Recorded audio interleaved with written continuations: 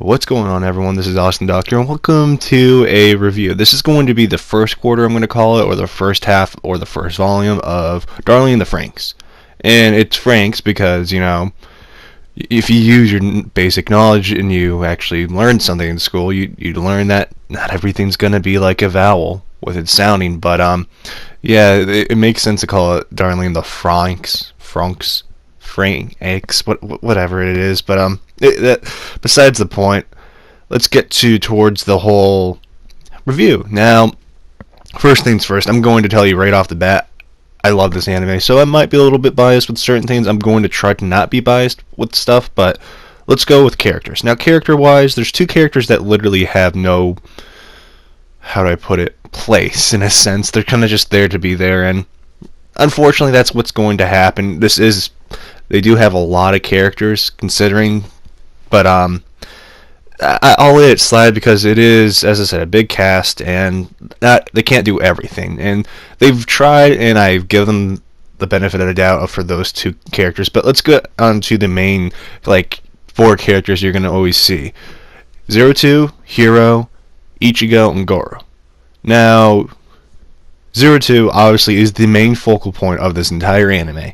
And I will argue with anyone that says she isn't, because she is the star. She is the reason that the anime is going so well, and Hiro is the other reason why that show is still going. And ironically, they are the key to the show, and they're the key to saving the world, obviously. But it's just, these characters are very well done, and this relationship I haven't seen done in a while, actually, in an anime. And it's just so well done, and especially 02 is this character that we really don't know about, and it kind of makes us want to know more. Kind of like they put us in Hiro's position of he wants to know more too.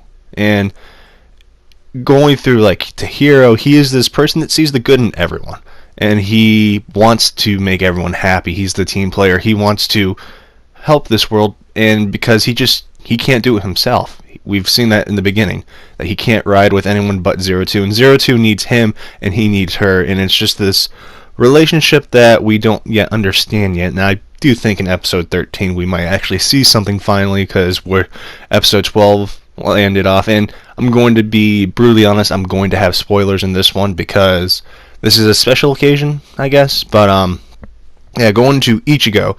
Now, Ichigo, I really don't care for her because of her character, but I can respect the character she is. But she's kind of this character that is a sister figure, but likes Hiro in a romantic way, and kind of didn't really like him in the beginning until 02 showed up. As we saw in the flashbacks, she did like him in the beginning, but she kind of just stopped caring and just focused on her mission as a soldier until 02 started coming and just stirred this entire relationship, romantic stuff up. And yeah, she's a good character, I'll give her that. I kind of do like her because, it's just a constant battle with her, but I like her for what she is and the thing. She's kind of the real person. She's the one that will follow, the whole commands, basically. And Goro's the brother, or the bro of the year, because he hid stuff from everyone for Hiro. Even though 02 did know towards the end about the blue heart, but he's the man. Honestly, I really do like him as a secondary character, or I wouldn't call him background, I'm going to call him secondary, because 02 and Hiro are the main characters, the protagonist. And yes, people can call anyone else a protagonist, but that'd actually be a very incorrect definition. I actually had a huge argument with someone with that before. That was interesting. But yeah, they're good. And now we have Futoshi. Oh god, I'm forgetting the other people, but the rest of them, there's nothing to really complain there. I really like them, honestly, and there's nothing they've done really, really bad with the characters besides the whole 02 thing. But I understand where they're coming from, but this is A1 we're talking about. They're usually a huge mess with storytelling because they kind of pressure these writers into doing this too fast, and I can understand, so I'm going to let that slide, but this isn't story. Now, going to story now, of course we're going to talk about this. The story is really good, but there's two episodes that are very below average. They set this tone for a very good anime, and for some reason they didn't follow through with 2 episodes, and it was the last 2 episodes, and people don't like them. They got so much backlash that they had to post on their Facebook to kind of clear things up, and it's kind of sad that happened. But I'm not saying I didn't like episode 12. I thought it could have been better. It was a good episode, but it could have been better. And episode 11, I have you know my opinion about that episode. As I said, it wasn't bad, nor was it really good. It was just an episode, but it's the fact that they set this tone, and this is the issue with a lot of animes that go 24 episodes. They have this tone, but they sometimes go below it, and people don't like that. And it's because majority of the people that are watching this anime are pretty new to anime, and pick this up because it's popular. And that's why I keep saying A1 needs to keep it up, because these people won't like it. And the A1's already suffering a lot from SAO, because SAO was arguably, the first season was really good. The second season is what killed SAO. Killed A1 Studios. And Trigger, both of those studios have a very bad name, to the point that people don't want to recommend this anime just because of the studios. And I get where they're coming from. I don't really trust the studios myself after what they did to Yuki and Gurren Lagann and Your Lie in April. I'll give them that. That was a good anime, but it's just I don't trust A1. That Trigger, I know I feel Gurren Lagann was Trigger Studios probably, but they made Eve, and that's enough to be like, oh, okay, yeah. But it's just, I don't know, man. I don't trust the studios. But story-wise, going back to the story is very interesting, because personally, I really don't know why people want Hero or 02 to die, because I'm going to be completely brutally honest, as every time I make a review episode, they kill off either two of those, they lose their show.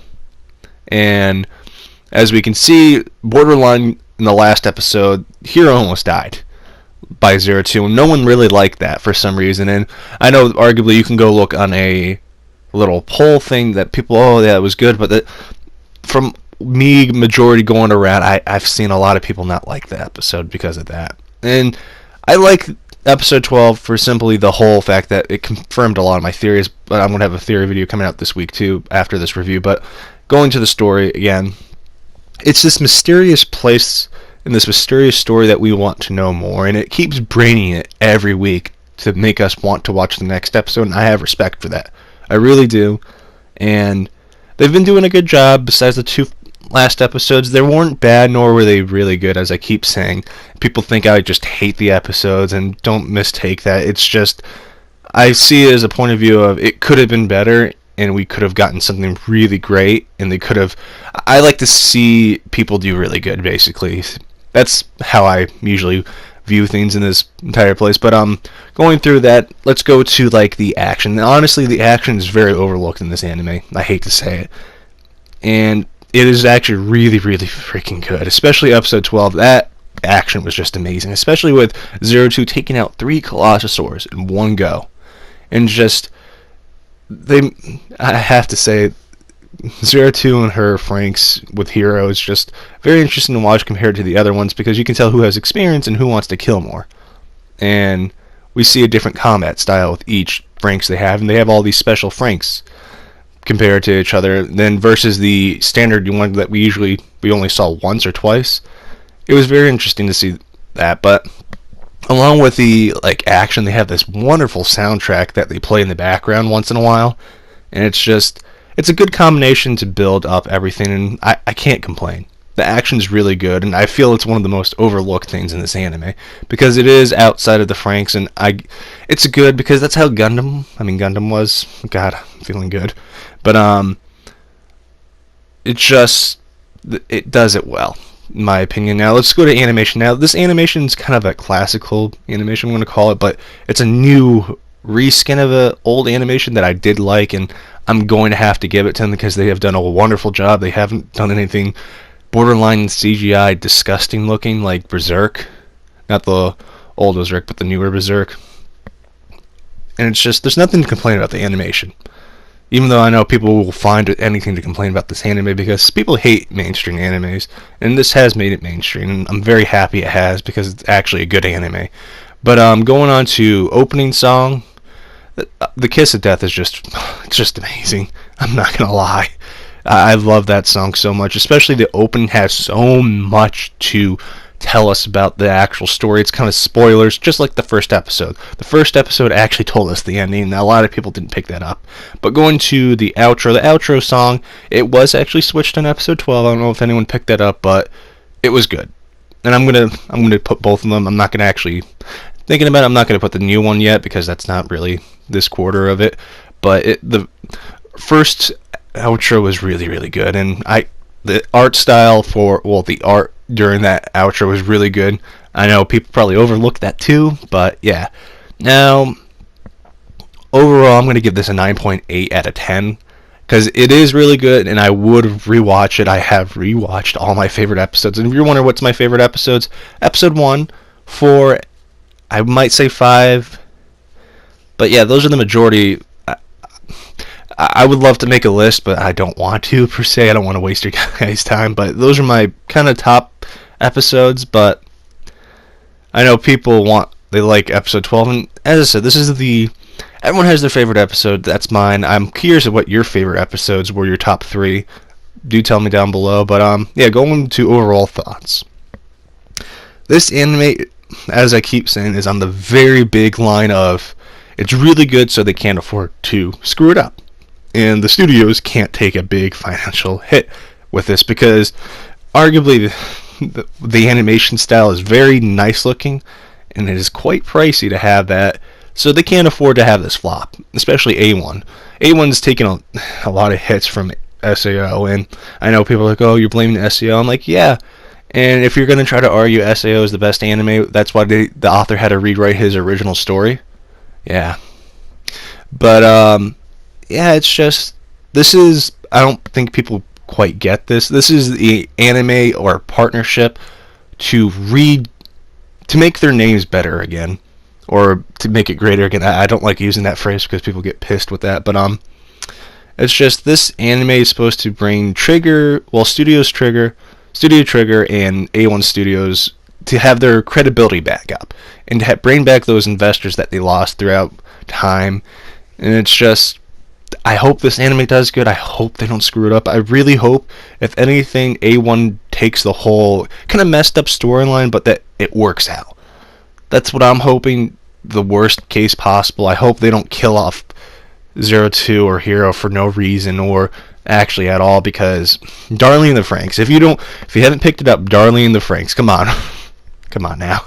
But yeah, overall though, the story I really like because a lot of people do pick this up. I'm happy about it. It's just like when you were younger, or if you are still young, you're going through this whole, what is love, what is this kind of stage, and they kind of go through it. And as we can see, we actually have some girl that likes Ichigo and some guy that likes Hero, and it's just interesting, and especially that this guy loves this girl, Futushi loves Kokoro, and she doesn't love him back, but she loves the other guy. And it's well done with that aspect, and I can't praise this anime any more than I already have because it's just so good. And I really hope, if you actually haven't watched it yet, please do watch it. It is really good. And if you did watch it, my questions for you are, who's your favorite character? Who is better, 02 or Ichigo? And can you wait for episode 13? Can you? Because I can't. But anyways, guys, this is Austin Doctor signing out. Peace.